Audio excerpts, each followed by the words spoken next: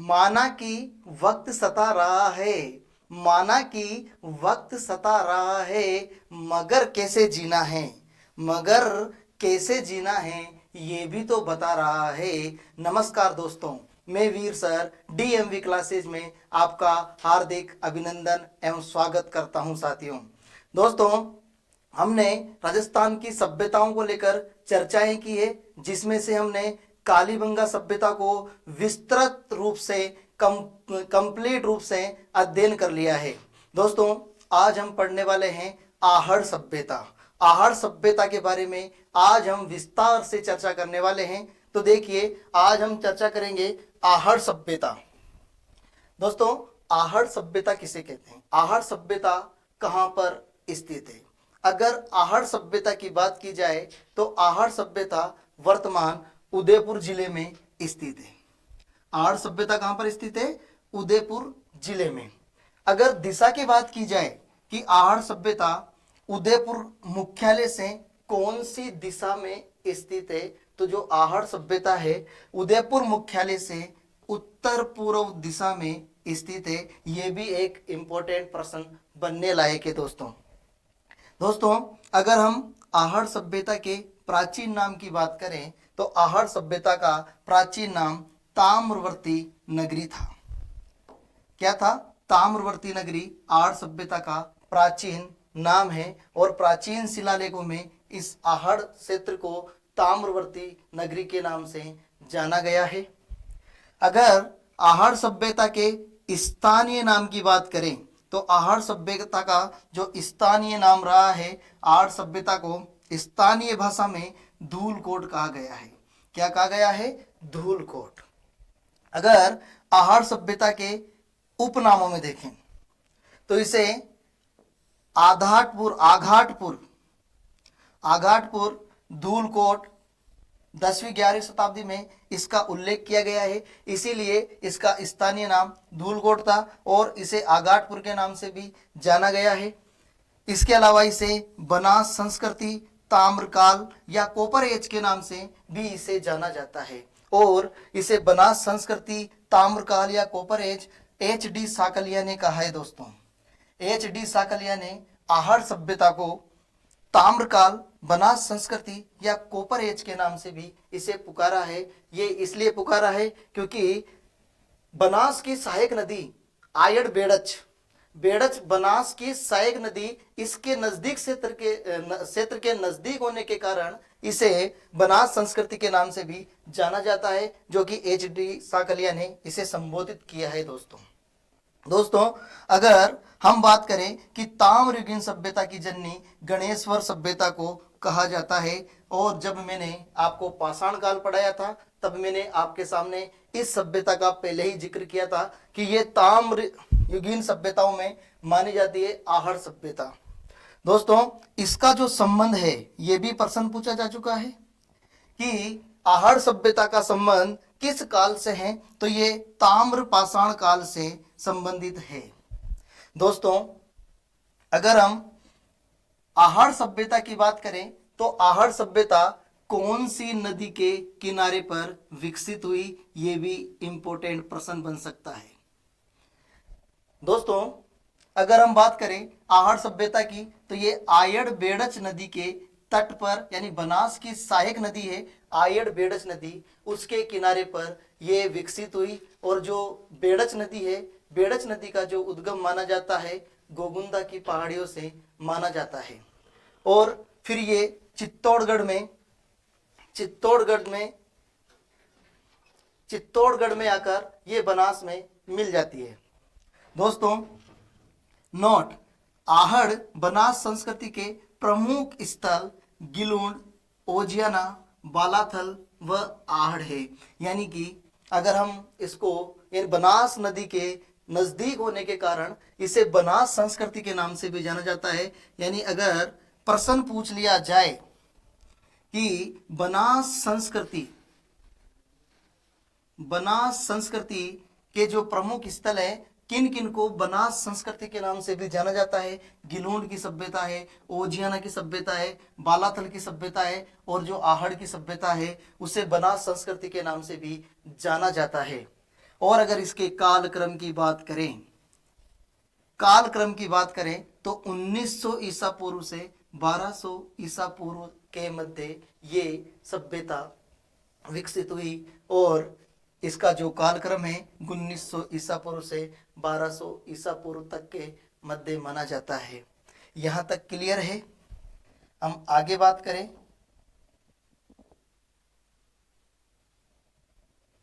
तो देखिए दोस्तों, गोपीनाथ शर्मा ने आहड़ सभ्यता का समृद्ध काल 1900 ईसा पूर्व से 1200 ईसा पूर्व तक माना है। यानी कि हम कह सकते हैं कि जो 1900 ईसा पूर्व से 1200 ईसा पूर्व तक का जो काल माना जाता है वह गोपीनाथ शर्मा के अनुसार माना जाता है। किसके अनुसार माना जाता है? गोपीनाथ शर्मा के अनुसार। क्लियर है? आगे देखिए, अगर हम बात करें जो कालीबंगा आहड़ सभ्यता है, वो आहड़ सभ्यता आज से लगभग 4000 वर्ष प्राचीन मानी जाती है दोस्तों। यानी कि आहड़ सभ्यता का जो काल है, जो वर्तमान में आज से लगभग 4000 वर्ष पुरानी ये सभ्यता मानी जाती है।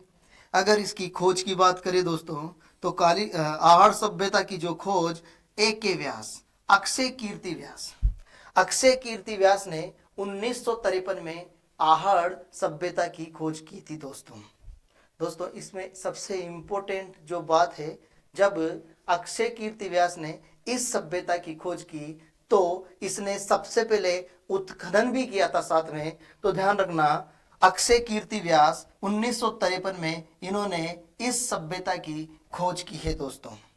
सर्वप्रथम उत्खनन का कार्य भी अक्षय कीर्ति व्यास ने ही किया था। यानी कि आहड़ सभ्यता की खोज, सर्वप्रथम खोज व उत्खनन का कार्य A.K. व्यास यानी अक्षय कीर्ति व्यास ने किया है।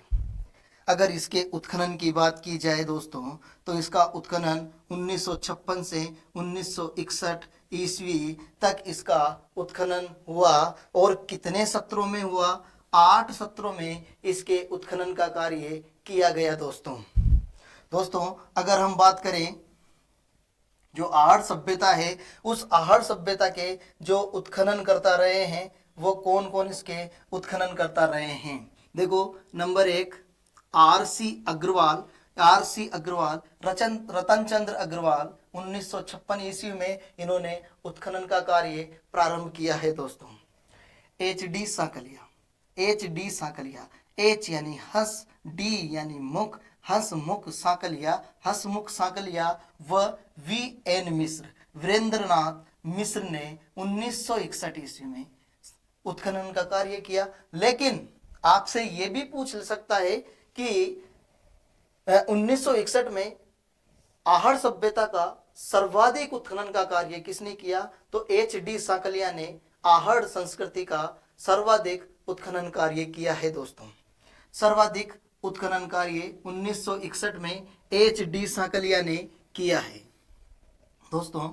अगर हम आगे देखें तो एक उत्खननकर्ता विजय कुमार इसके उत्खनन करता रहे हैं, P.C. चक्रवर्ती इसके उत्खनन करता रहे हैं दोस्तों। जैसे हमने कालीबंगा सभ्यता में उत्खननकर्ताओं की ट्रिक याद रखी है, उसी प्रकार मैं आपके सामने लेकर आया हूं आहड़ संस्कृति, आहड़ सभ्यता में उत्खननकर्ताओं की सिंपल भाषा में ट्रिक है दोस्तों। ट्रिक है आपके सामने है।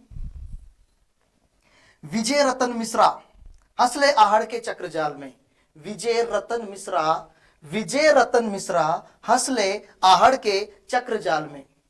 बिल्कुल सिंपल ट्रिक है, आपको आसानी से याद रह सकती है। अरे कुलदीप रतन मिश्रा हंसले आहड़ के चक्रजाल में, विजय यानी हम बात करें विजय कुमार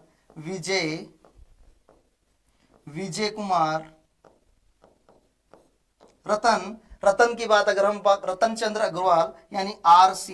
अग्रवाल, इसका पूरा नाम रतन चंद्र अग्रवाल है ही सही। उसके बाद मिश्रा यानी मिश्रा का मतलब है मिश्र, V.N. मिश्र।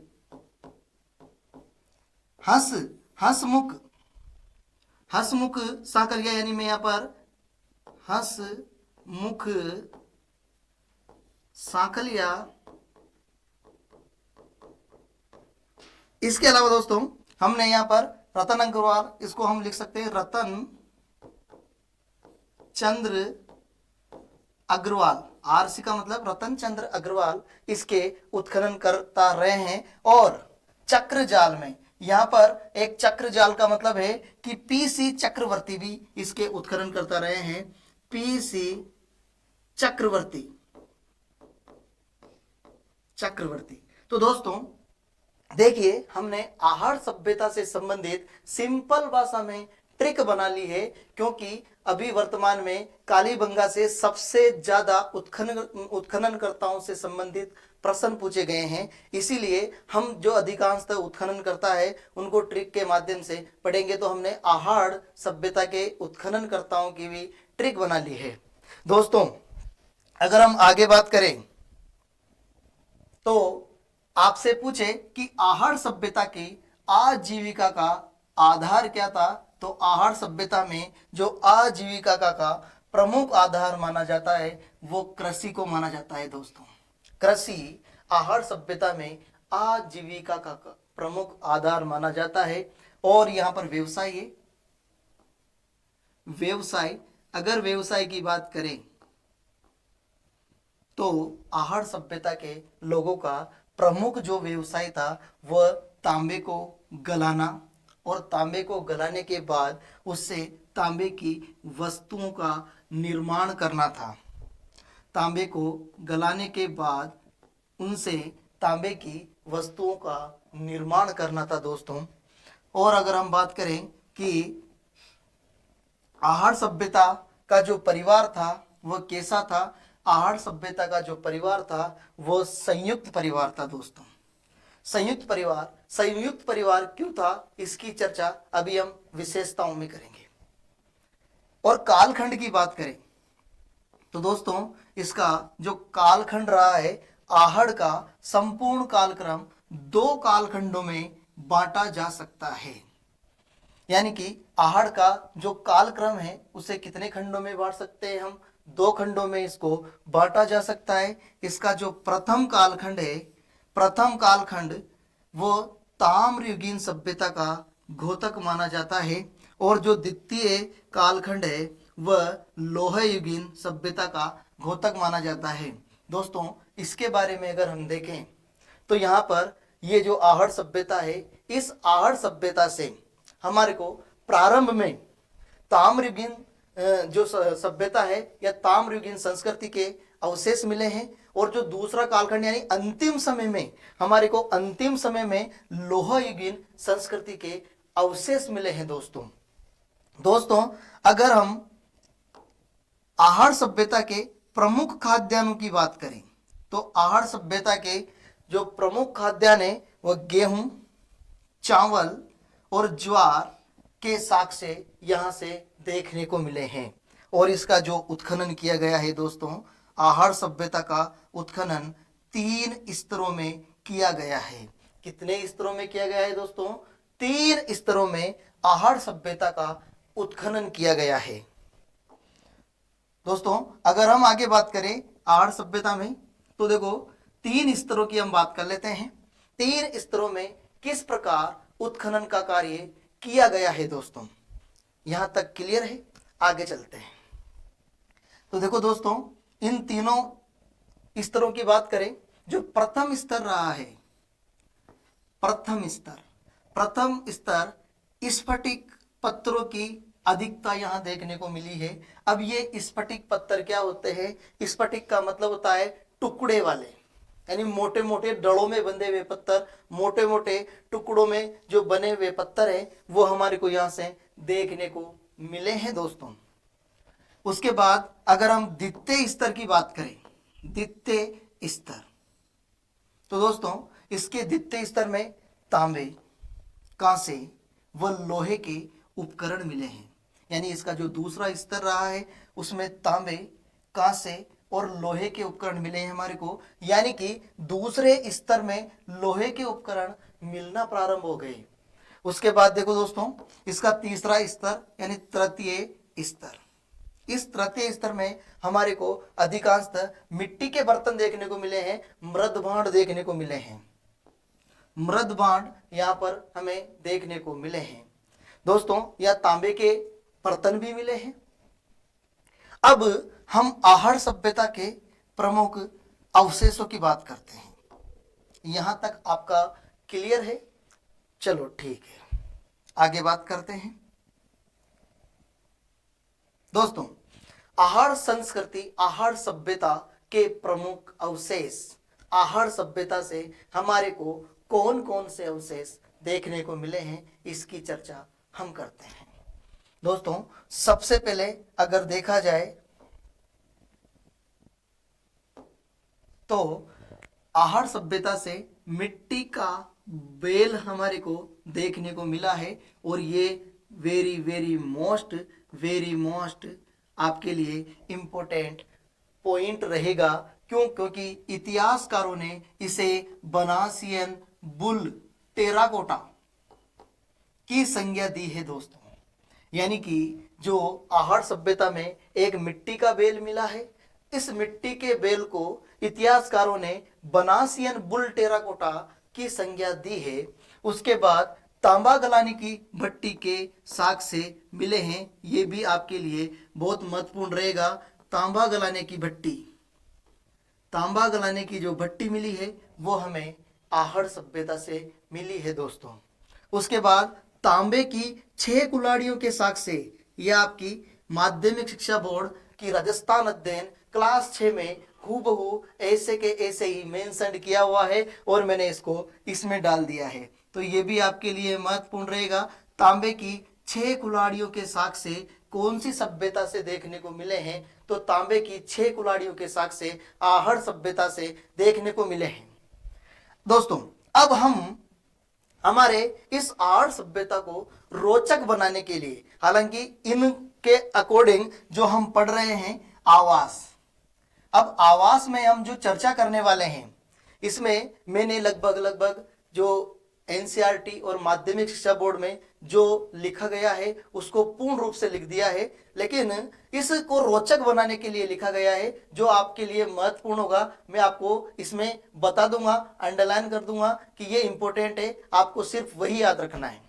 तो देखिए दोस्तों, अगर आवास की बात करें दोस्तों, आवास की अगर बात करें हम, आवास, तो देखिए आवास आहड़ सभ्यता में उस समय वहां बड़े और चौकोर मकान पत्थरों की नींव डालकर बनाए जाते थे। यानी कि जो मकान बनाए गए हैं उसमें पत्थरों का प्रयोग किया गया है। जैसे आज हम वर्तमान में मकान बनाते हैं तो सबसे पहले नींव के लिए पत्थर डालते हैं, उसी प्रकार इस आहड़ सभ्यता में मकान बनाने के लिए, और मकान भी चौकोर ही बनाए गए हैं, चौकोर मकान बनाने के लिए पत्थरों की नींव डालकर बनाए जाते थे दोस्तों, और उनकी दीवारें मिट्टी या मिट्टी की ईंटों की होती थी। यानी पहले नींव से उसको मजबूत किया जाता था, और फिर मिट्टी की ईंटें मकान में मिट्टी की ईंटों का प्रयोग किया गया है। फिर दीवारें भी मिट्टी की होती थी या मिट्टी की ईंटों की होती थी। और उसके बाद देखो दोस्तों, यहाँ मुलायम काले पत्थरों यानी क्वार्टज एवं चिप्स से मकान बनाए जाते थे।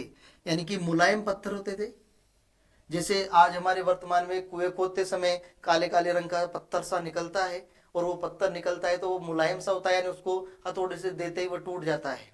तो ऐसे मुलायम पत्थरों से मकान बनाए जाते थे। उसके बाद देखो दोस्तों, नदी के तट से लाई गई मिट्टी से मकानों को बनाया जाता था। तो देखो दोस्तों, पहले मिट्टी मकानों के तट से लाई जाती थी, और वहां से फिर मिट्टी को लाकर गलाकर फिर मकान बनाए जाते थे। इंपॉर्टेंट बात, आज की जनरेशन के हिसाब से छत हम लोहे की, फिर उसके बाद सीमेंट डाल के, ऐसा नहीं था उस समय जो छतें होती थी वो बांसों से ढकी जाती थी।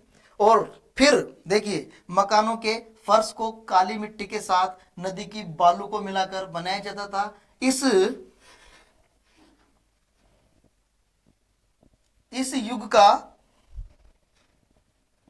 मानव यहाँ की कच्ची मिट्टी के ढलवा छत के मकान को बनाकर रहता था। तो दोस्तों देखो, यहां पर जो मकान बनाए जाते थे वो इस प्रकार बनाए जाते थे कि ये मकान है, इस मकान के अंदर जो ये छत है, ये छत बांसों से बनाई जाती थी, और बांसों से बनाए जाने के बाद इसके ऊपर जो मिट्टी, काली मिट्टी नदियों से लाकर इसके ऊपर लगाई जाती थी, और फिर ये छत बन जाती थी, और फिर इसके ऊपर आप रहने के लिए ऊपर दूसरा पोर्शन भी बना सकते हो इस प्रकार। तो ऐसे साक्ष्य हमारे को आज भी देखने को मिलते हैं दोस्तों। तो दोस्तों अगर हम आगे बात करें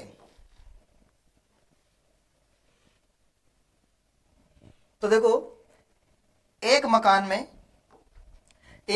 में 4 से 6 बड़े चूल्हों का होना आहड़ में वृद्ध परिवार या सामूहिक भोज बनाने की व्यवस्था पर प्रकाश डालता है। तो दोस्तों मैंने आपसे पहले ही कहा था कि जो सामूहिक परिवार था और पितृसत्तात्मक परिवार था, ये मैंने पहले चर्चा करती तब बताया था कि हम आगे इसकी चर्चा करेंगे। तो यहाँ पर हमारे को 4 से 6 बड़े चूल्हे देखने को मिले हैं, और 4 से 6 बड़े चूल्हे होने का सबसे बड़ा फायदा यह है कि अगर एक घर में 4 से 6 चूल्हे हैं तो इसका मतलब परिवार बड़ा होगा। तो यहाँ पर हमारे को कह सकते हैं कि वृद्ध परिवार के साक्ष्य यहाँ देखने को मिले हैं, और सामूहिक भोजन बनाने की जो व्यवस्था के साक्ष्य देखने को मिले हैं वो भी हमारे को आहड़ सभ्यता से ही देखने को मिले हैं दोस्तों। अगर हम यहाँ के मृद भांडों की चर्चा करें, कौन कौन से मृद भांड, तो ये आपके लिए वेरी वेरी मोस्ट होने वाला है दोस्तों। वेरी वेरी मोस्ट इसलिए होने वाला है क्योंकि काले व लाल रंग के मृद भांड ये परीक्षा में पूछा जा चुका है, किस सभ्यता से देखने को मिले हैं, तो ये आहड़ सभ्यता से देखने को मिले हैं। इसी को हम कृष्ण लोहित रंग भी कहा गया है, या कृष्ण लोहित मृद भांड कौन सी सभ्यता से देखने को मिले हैं, ये भी इसी को कहा जाता है, आहड़ सभ्यता से मिले हैं। और इसको अंग्रेजी में ब्लैक एंड रेड वेयर मृद भांड के नाम से भी जाना जाता है। ब्लैक एंड रेड वेयर मृद भांड के साक्ष्य ये आहड़ सभ्यता से ही देखने को मिले हैं दोस्तों। उसके बाद देखो, इंपॉर्टेंट बात है ये, अनाज रखने के बड़े मृद भांड जिन्हें गोरे व कोटे कहा जाता था, यानी कि अनाज रखने के बड़े बड़े मृद भांड मिले हैं, या इसको इस प्रकार भी हम कह सकते हैं, अनाज रखने के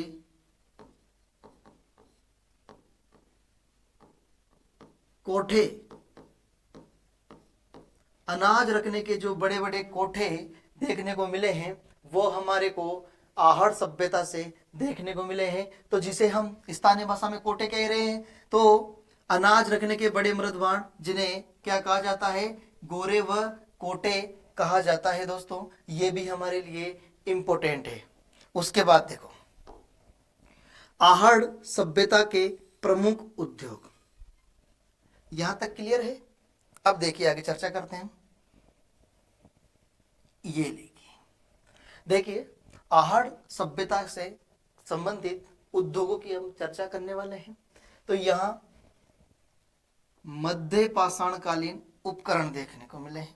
मध्य पाषाणकालीन, यहां मध्य पाषाणकालीन या मध्य पाषाण युगीन उपकरणों के तुल्य मुख्य रूप से राम से कास्म यानी गैस पर एवं स्फटिक क्वार्टज, इसके बारे में भी हमने चर्चा की है, पत्थर के प्रकार है, उपकरण प्राप्त हुए हैं, यानी कि पत्थरों से बने हुए उपकरण हमारे को देखने को मिले हैं। यानी कि कौन से काल के? मध्य पाषाण काल के, मध्य पाषाण युगीन उपकरणों के तुल्य ही आहड़ में हमारे को राम से कास्म और स्फटिक यानी मोटे मोटे डलों से बने हुए उपकरण देखने को मिले हैं दोस्तों। इसके बाद ये भी इंपॉर्टेंट है, यहाँ के कई मकानों की दीवारों की रक्षा के लिए स्फटिक क्वार्टज, यानी देखो पत्थर, अभी मैंने चर्चा की, पत्थरों के बड़े बड़े टुकड़े काम में लाए जाते थे और इन्हीं पत्थरों से औजार भी बनाए जाते थे। यानी इसकी बात ये यहाँ पर समझाने की कोशिश कर रहा है दोस्तों। अगर हम आगे बात करें तो वेरी वेरी मोस्ट है ये आपके लिए वेरी वेरी मोस्ट रहेगा, वेरी मोस्ट। क्योंकि दोस्तों यहां हम बात करें आहड़ सभ्यता से, हमें छपाई के ठप्पे मिले हैं। छपाई के ठप्पे आहड़ सभ्यता से ही देखने को मिले हैं। इससे ये अनुमान लगा सकते हैं, यहां पर हम अनुमान क्या लगा सकते हैं, तो देखो दोस्तों, रंगाई छपाई का व्यवसाय उन्नत अवस्था में था। उन्नत अवस्था में रंगाई छपाई का कार्य बहुत जबरदस्त तरीके से यहाँ फैला हुआ था, इसीलिए उन्नत अवस्था में था। रंगाई छपाई के ठप्पे मिलने की वजह से हम ये कह सकते हैं कि यहाँ पर रंगाई छपाई का कार्य भी उन्नत अवस्था में था। दोस्तों, ये भी आपके लिए वेरी मोस्ट रहेगा। आटा पीसने की चक्की के प्रमाण एकमात्र आहड़ सभ्यता से ही देखने को मिले हैं। दोस्तों, ये आपके लिए वेरी मोस्ट है। तो दोस्तों, यहां तक क्लियर है? एक बार देख लीजिए, यानी मध्य पाषाण काल के उपकरण में स्फटिक और रामसेकास्म के उपकरण प्राप्त हुए हैं हमारे को। इसी की व्याख्या इसमें की गई है। ये इसको रोचक बनाने के लिए इसका व्याख्या की गई है। और छपाई के टप्पे मिले हैं, ये मोस्ट है आपके लिए। आटा पीसने की चक्की के प्रमाण मिले हैं। अब दोस्तों, यहां तक क्लियर है। अब हम बात करते हैं आवास की। तो देखिए दोस्तों, आवास की बात करते हैं। आवास, आहड़ सभ्यता के आवास से संबंधित जानकारी देखिए। मकानों से पानी निकालने की वैज्ञानिक पद्धति थी।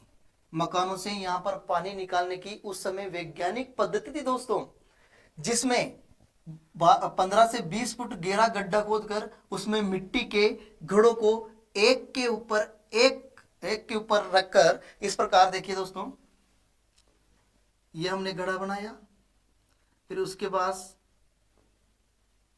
हमने यहां पर घड़ा बना दिया, फिर उसके बाद हमने इस प्रकार घड़ा बना दिया, और फिर यहां पर छेद कर दिया जाता था। और छेद करने के बाद जो पानी था आसपास की भूमि में सिंचित करता रहता था। दोस्तों, इस प्रकार घड़े के ऊपर घड़ा, घड़े के ऊपर घड़ा, घड़े के ऊपर घड़ा रखकर पानी की ऐसी पद्धति, वैज्ञानिक पानी निकालने की ऐसी वैज्ञानिक पद्धति तैयार की गई थी। दोस्तों, घड़ों को एक के ऊपर एक रखकर पानी सोखने का शोषण पात्र बनाया जाता था। शोषण पात्र बनाया जाता था। यह पद्धति चक्रकूप पद्धति कहलाती थी। अब आपके लिए यह एक इंपॉर्टेंट प्रश्न बन गया है दोस्तों, कि चक्रकूप पद्धति का एकमात्र जो साक्ष्य मिला है वो हमें आहड़ सभ्यता में देखने को मिला है। दोस्तों, अगर हम बात करें कृषि की, यहां तक क्लियर है? चलिए देखो दोस्तों, हम बात कर रहे हैं कृषि की बात कर रहे हैं दोस्तों। ये कृषि लो, ये आहड़ सभ्यता की कृषि। देखो दोस्तों, आहड़ वाले कृषि करते ही थे, क्योंकि मैंने कहा था कि मूल आधार कृषि था। पहले मैंने आपको पढ़ा दिया कि आहड़ सभ्यता का जो मूल आजीविका का मूल आधार कृषि था। तो देखिए दोस्तों, यहाँ के लोग अन्न पकाकर खाते थे, क्योंकि जाहिर सी बात है, अन्न पकाकर खाएंगे, क्योंकि वहां पर चावल के साग से देखने को मिले हैं आहड़ से। और चावल तो देखने को मिले हैं हमारे को, उच्च क्वालिटी के चावल भी आहड़ सभ्यता से ही देखने को मिले हैं दोस्तों। तो देखो, आधुनिक देहरादून के लंबे चावलों की तरह, जो अभी वर्तमान में देहरादून में लंबे वाले चावल होते हैं, उसकी तरह उच्च कोटि का जो चावल के साक्ष्य हैं वो आहड़ से मिले हैं। ये भी आपके लिए अपने आप में एक प्रश्न बन गया है दोस्तों। उच्च कोटि का चावल के जो साक्ष्य हैं वो हमें आहड़ सभ्यता से देखने को मिले हैं दोस्तों, अगर हम आगे बात करें तो मकानों में 4 से 6 चूल्हे मिले हैं, जो सामूहिक भोज और संयुक्त परिवार होने का प्रमाण है। इसकी चर्चा अभी हम पहले कर चुके हैं। और यहाँ पर मुद्राएं एवं मोहरों की बात करें तो देखो दोस्तों, यहाँ पर तांबे की तो 6 यूनानी मुद्राएं मिली है। यह भी प्रश्न बनता है, तांबे की 6 यूनानी मुद्राओं के साक्ष्य आहड़ सभ्यता से मिले हैं, और 3 तांबे की मोहरें हमारे को आहड़ सभ्यता से देखने को मिली है दोस्तों। तो देखो, इसके बारे में, इसको रोचक बनाने के लिए क्या क्या अंकन रहा है इन मुद्राओं पर, इसकी बात करते हैं दोस्तों। एक मुद्रा पर एक त्रिशूल, देखो एक मुद्रा पर तो एक त्रिशूल, तथा दूसरी ओर एक तरफ तो यानी जो मुद्रा है, इस मुद्रा के ये हेड बना देता हूं, एक टेल। आज वर्तमान में हम इनको हेड और टेल के नाम से पुकारते हैं। तो ये मान लीजिए मैंने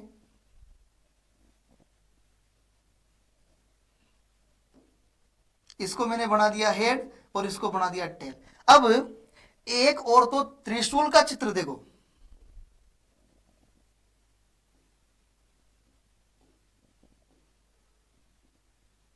एक तरफ तो त्रिशूल का चित्र और दूसरी ओर दूसरी ओर अपोलो देवता का चित्र अंकित है। अपोलो देवता, यहां पर एक देवता का चित्र है, अपोलो देवता। अपोलो देवता का चित्र इस पर अंकित किया गया है। अब तीर, जो तीर इनके हाथ में, एक तो तीर है, एक तरफ धनुष की तरफ तरकस का है, तरकस से युक्त है दोस्तों। अब देखो दोस्तों, इस पर यूनानी भाषा में लेख अंकित है। अब फिर इसके बाद यूनानी भाषा में यहां पर लेख लिखे हुए हैं, और लेख किस प्रकार से लिखे हैं, क्या क्या शब्दों में लेख लिखे गए हैं दोस्तों। और मैं आपको बता देता हूं कि जो ये तीनों मोहरों पर विहित भविष्य पुलितसा तथा तात्या तोमसन अंकित है। यानी अब देखिए आप, यानी कि हमारे को ये जो अपोलो देवता का अंकन मिला है, इसके अलावा इन सब मोहरों पर ये शब्द अंकित है। तो इससे क्या निष्कर्ष निकालोगे आप?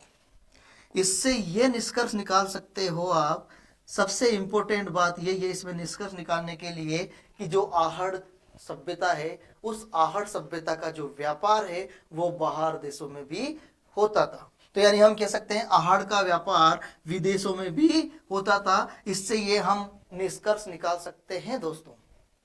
तो यहां तक क्लियर है दोस्तों।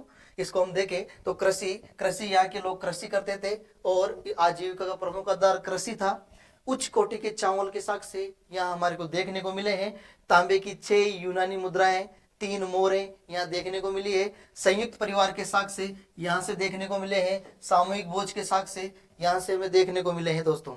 और हम तांबे की 6 यूनानी मुद्राएं और जिस पर किसका अंकन है, ये शब्द आपको याद रखना है कि तांबे की जो मुद्रा है उस पर अपोलो देवता का जो चित्र है उसका अंकन किस सभ्यता से देखने को मिला है, तो वह आहड़ सभ्यता से देखने को मिला है। ये वेरी वेरी मोस्ट प्रश्न आपके लिए है दोस्तों।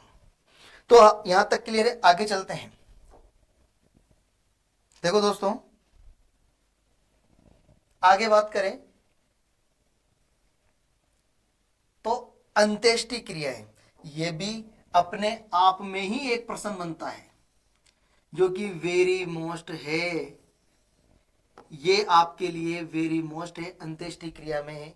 आपने देखा होगा एग्जाम में एक बार प्रश्न पूछा जा चुका है ये, कि ऐसी कौन सी सभ्यता है निम्नलिखित में से वह सभ्यता जिसमें लोग मृतकों को कपड़ों तथा आभूषणों सहित ही गाड़ देते थे, यानी कि वो केवल और केवल आहड़ सभ्यता के लोग थे। दोस्तों, आहड़ सभ्यता में लोग क्या करते थे, मृतकों को कपड़ों और आभूषणों सहित गाड़ते थे। अब इसके अलावा आहड़ सभ्यता से अन्य अवशेषों की चर्चा करते हैं जो कि सभी महत्वपूर्ण है, क्योंकि इन्हीं में से भी कभी कभी प्रश्न बन जाते हैं। तो यहां तक क्लियर है दोस्तों, आगे चलिए।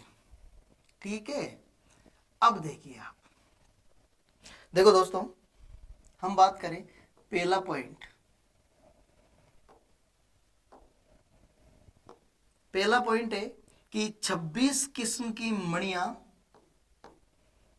ईरानी शैली की धूपदान के अवशेष आहड़ सभ्यता से देखने को मिले हैं।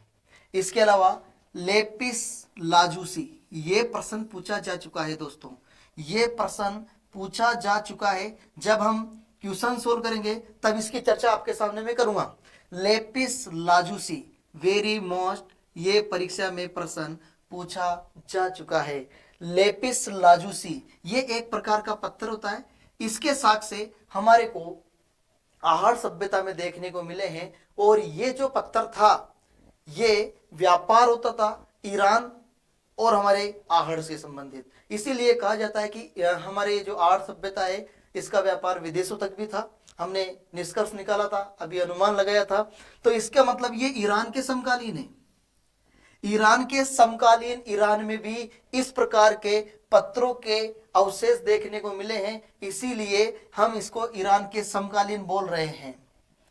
उसके बाद देखिए, 2 या 3 मुंह वाला चूल्हे के अवशेष, यानी कि 2-3 मुंह, 2-3 मुंह वाले चूल्हे के अवशेष देखने को मिले हैं। ये भी आपके लिए मोस्ट हो सकता है, यानी कि जैसे हम चूल्हा बनाते हैं, एक चूल्हा, बड़ा सारा चूल्हा बना दिया, और उस बड़े सारे चूल्हे में, जैसे आज के वर्तमान में स्टोव पे 3-3 चूल्हे हमारे को देखने को मिलते हैं। अब 2 से, कई में 2 भी हैं, कई में 3 भी हैं। ये चूल्हे के अवशेष हमारे को एक बड़े चूल्हे में 2 या 3 चूल्हे के अवशेष देखने को मिले हैं, जिसमें हम लकड़ियां लगा के और फिर यहाँ पर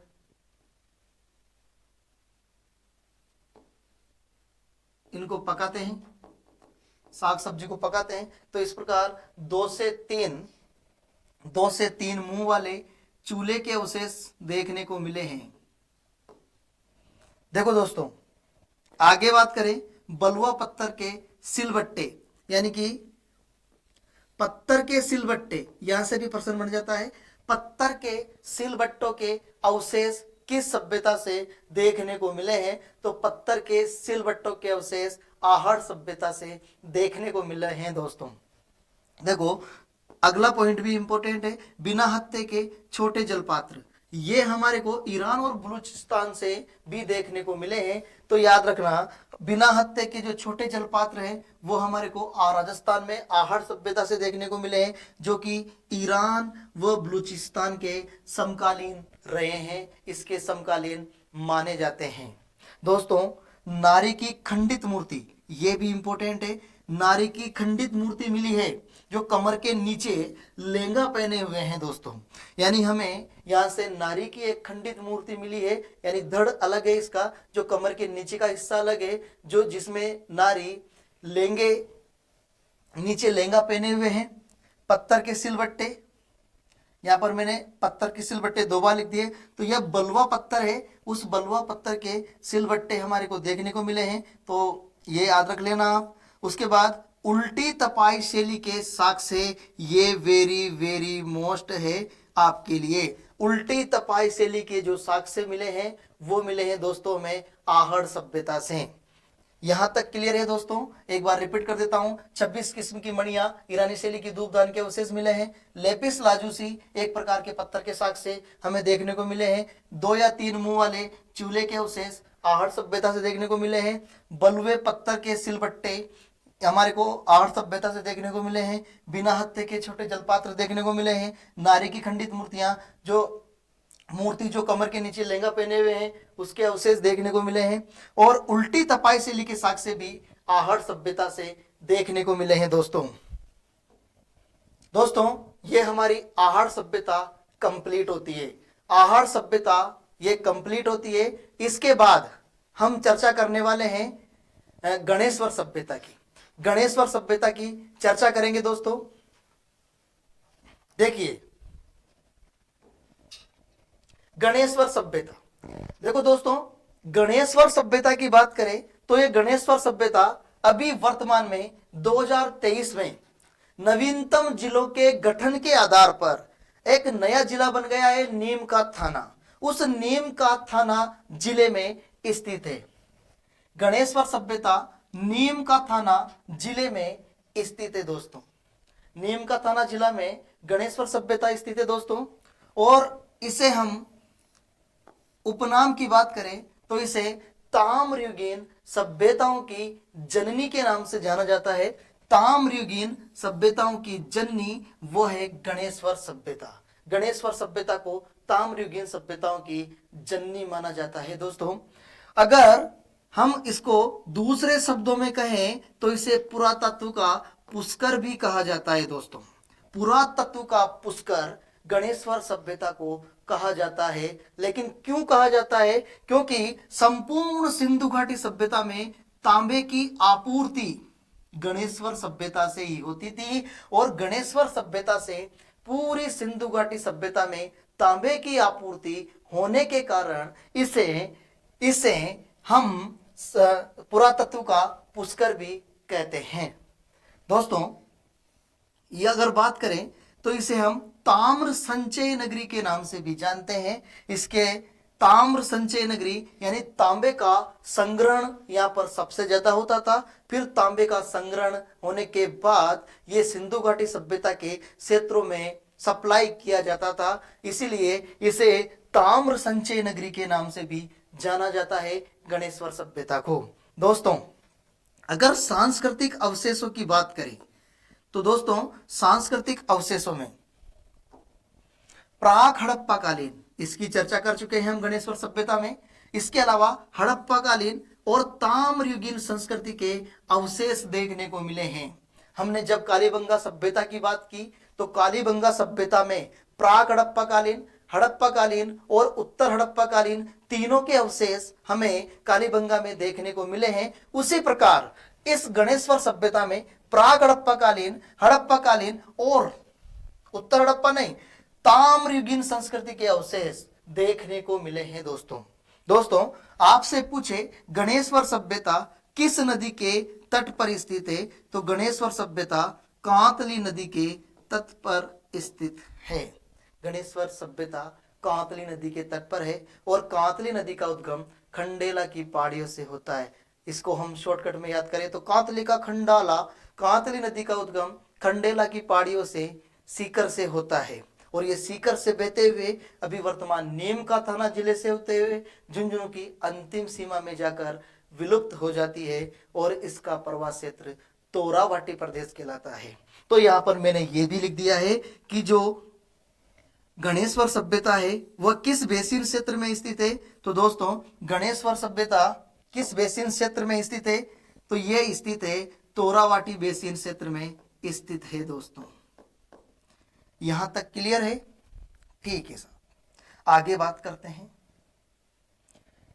जो गणेश्वर सभ्यता है उस गणेश्वर सभ्यता की खोज की बात करें तो गणेश्वर सभ्यता की खोज रतन चंद्र अग्रवाल ने 1972 में की थी। दोस्तों, गणेश्वर सभ्यता की खोज किसने की? गणेश्वर सभ्यता की खोज रतन चंद्र अग्रवाल ने 1972 में की है। दोस्तों, अगर इसके उत्खनन की बात करें तो इसका जो उत्खनन है, इसका उत्खनन 1977 से 1979 के मध्य इसका उत्खनन किया गया और इसके जो उत्खनन करता है, इसकी कोई ट्रिक नहीं बनाएंगे हम, क्योंकि इसके उत्खनन करता मात्र दो हैं, तो हम इसको आसानी से याद रख सकते हैं, आरसी अग्रवाल और विजय कुमार। आरसी अग्रवाल और श्री विजय कुमार इसके उत्खनन करता रहे हैं। दोस्तों, अगर इसके समय की बात करें या कालक्रम की बात करें, कालक्रम, तो दोस्तों ये जो सभ्यता है 2800 ईसा पूर्व की मानी जाती है और ताम्र व कांस्य युग से संबंध है इसका।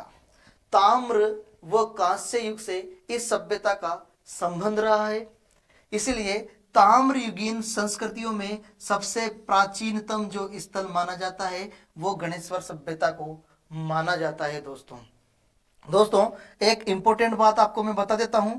जून 2006 में यहां खुदाई के दौरान बहुत सारी तांबे की वस्तुएं देखने को मिली है।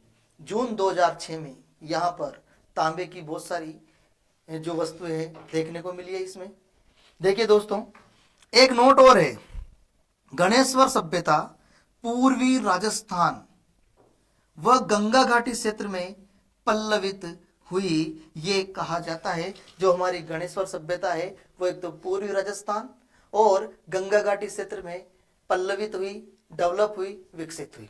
देखिए दोस्तों, यहां तक क्लियर है?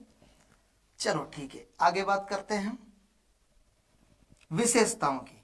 तो दोस्तों, गणेश्वर सभ्यताओं की विशेषताओं की बात हम करते हैं तो देखो, इसकी जो प्रथम विशेषता है वह है कि सबसे प्राचीन ताम्र पाषाणकालीन जो उपकरण प्राप्त हुए हैं वो हमें प्राप्त हुए हैं गणेश्वर सभ्यता से। जी हाँ दोस्तों, हमें सबसे प्राचीन ताम्र पाषाणकालीन, इन शब्द को याद रखिए, परीक्षा में पूछ सकता है कि गणेश्वर सभ्यता से किस काल के उपकरण प्राप्त हुए हैं, तो ताम्र पाषाण काल के उपकरण प्राप्त हुए हैं दोस्तों। संपूर्ण हड़प्पा संस्कृति को तांबे की पूर्ति गणेश्वर सभ्यता से ही होती थी, इसकी चर्चा हम कर चुके हैं। तो देखो दोस्तों, ये तो इसकी विशेषता रही है। अब हम बात करते हैं गणेश्वर सभ्यता से मिलने वाले प्रमुख अवशेषों की। तो देखो दोस्तों, गणेश्वर सभ्यता से कौन कौन से अवशेष प्राप्त किए गए हैं, इसकी बात हम करते हैं दोस्तों। तो देखिए दोस्तों, सबसे पहले कि जो गणेश्वर सभ्यता है, इस गणेश्वर सभ्यता से ईंटों के हमें कोई प्रमाण नहीं मिले हैं। गणेश्वर सभ्यता से हमें किसी भी प्रकार की कोई ईंटें नहीं मिली, यानी ईंटों के प्रमाण किस सभ्यता से नहीं मिले हैं, तो गणेश्वर सभ्यता से नहीं मिले हैं दोस्तों। दोस्तों, इसका दूसरे पॉइंट की अगर बात की जाए तो देखिए, शुद्ध 99% तांबे से निर्मित उपकरण कौन सी सभ्यता से देखने को मिले हैं, तो वह हमें गणेश्वर सभ्यता से ही देखने को मिले हैं। 99% तांबा कौन सी सभ्यता से, क्योंकि इसे हम क्योंकि जाहिर सी बात है, तांबे का सिंधु घाटी सभ्यता में, पूरे सिंधु घाटी सभ्यता में व्यापार यानी कि ये सप्लाई कर रही है, तो जाहिर सी बात है कि 99% तांबे के उपकरण हमें कहां से देखने को मिलेंगे, गणेश्वर सभ्यता में। तो दोस्तों, हम आगे बात करें तो ये वेरी वेरी मोस्ट रहेगा आपके लिए, इंपॉर्टेंट रहेगा। मछली पकड़ने का जो कांटा है, मछली पकड़ने का कांटा हमें गणेश्वर सभ्यता से ही देखने को मिला है। इसके अलावा दोहरी पेचदार शिरा वाली ताम्र पिन के साक्ष्य से हमें गणेश्वर सभ्यता से ही मिले हैं। ये घुमावदार शीर्ष युक्त अंगूठियों के साक्ष्य से ये भी हमारे को गणेश्वर सभ्यता से देखने को मिले हैं। इसके अलावा इंपोर्टेंट है, ये वेरी मोस्ट है, आपको परीक्षा में पूछ सकता है कि पत्थर के बांध के एकमात्र साक्ष्य राजस्थान में कहां देखने को मिले हैं, वो मिले हैं गणेश्वर सभ्यता से। उसके बाद मकान पत्थरों से बनाए जाते थे, इसकी चर्चा हम कर चुके हैं। तांबे के बाणाग्र, ये भी आपके लिए वेरी मोस्ट होगा। तांबे के जो बाणाग्र यानी बाण हमारे को गणेश्वर सभ्यता से ही देखने को मिले हैं। उसके अतिरिक्त दोस्तों, कर्पसवर्णी मर्द पात्र बर्तन, जिसे हम मृत पात्र यानी बर्तन कहते हैं, बर्तनों में ये इंपॉर्टेंट रहेगा, काले व नीले रंगों का प्रयोग किया गया है। अभी हमने आहड़ सभ्यता में चर्चा की, आहड़ सभ्यता में कृष्ण लोहित काले व लाल रंग के मृद भांड देखने को मिले थे, और इसके अंदर देखो कर्पसवर्णी जो मृत पात्र है, उन बर्तनों में काले व नीले रंगों का प्रयोग किया गया है दोस्तों, काले व नीले रंगों का प्रयोग किया गया है। तो दोस्तों, ये सभ्यताएं गणेश्वर सभ्यता और आहड़ सभ्यता, इनकी हमने चर्चा की और ये कंप्लीट हुए हैं दोस्तों।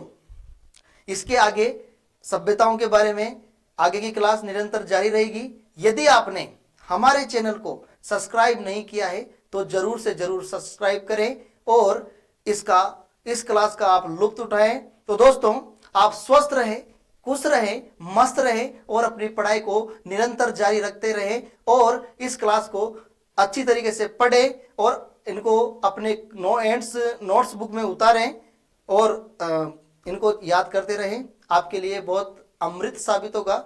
इसी के लिए अगली क्लास के लिए रुके रहिए। हम मिलेंगे कल इसी समय इसी क्लास में। जय हिंद, भारत माता की जय।